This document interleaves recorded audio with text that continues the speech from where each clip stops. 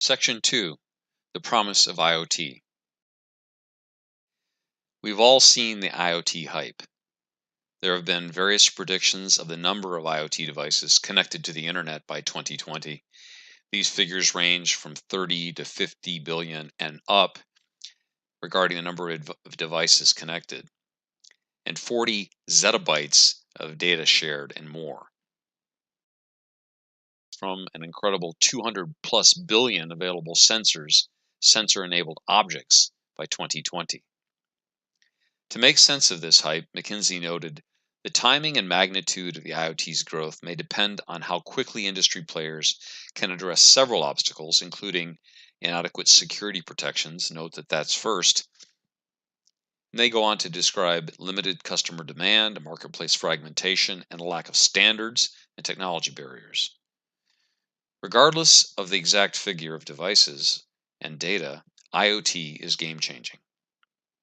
But how do we define the Internet of Things? Various definitions have been offered. One I like from the Harvard Business Review is, it's nothing short of the instrumentation of the physical world.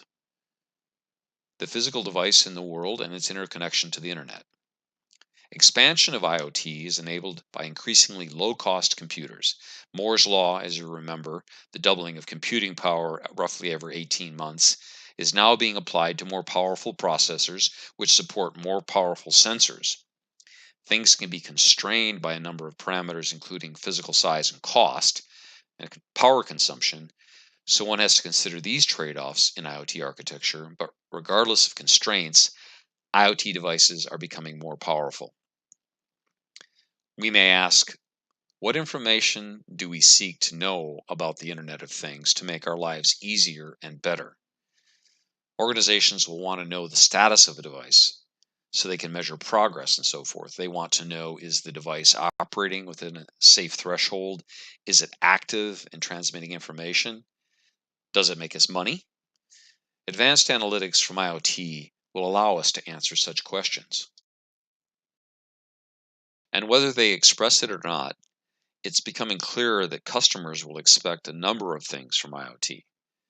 If they are to give up some of their information, security, and perhaps privacy, which they may be forced to do, as we'll see later, they may well expect better experiences and results of their business or shopping experience.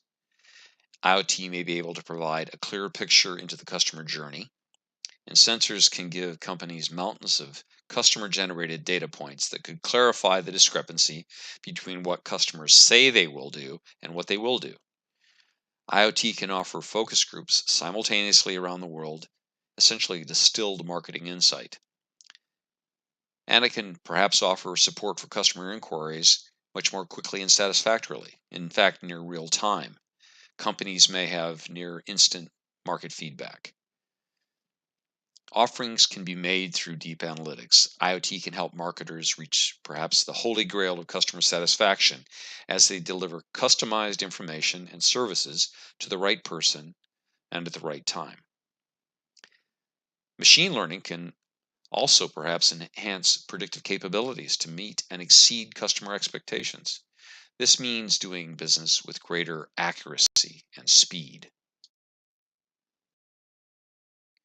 The IoT can also drive positive financial and social impacts.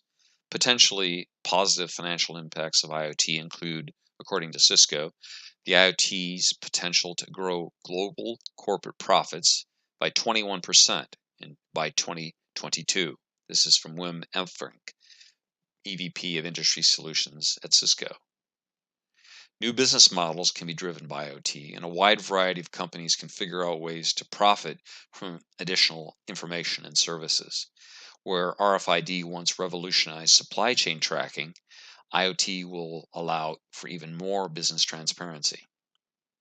Real-time feedback from pricing and sales support to customers and businesses from intelligent endpoints will emerge.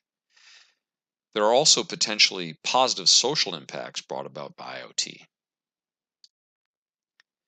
We hope personal security will improve, but we need to be aware of the trade-offs of inherent in giving up personal information.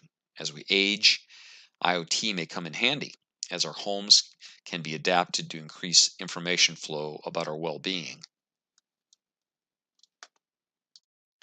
IoT will amplify current trends, including the trend to work remotely and to move around. And perhaps individuals will be able to live closer to the people they care about without having to go to the office.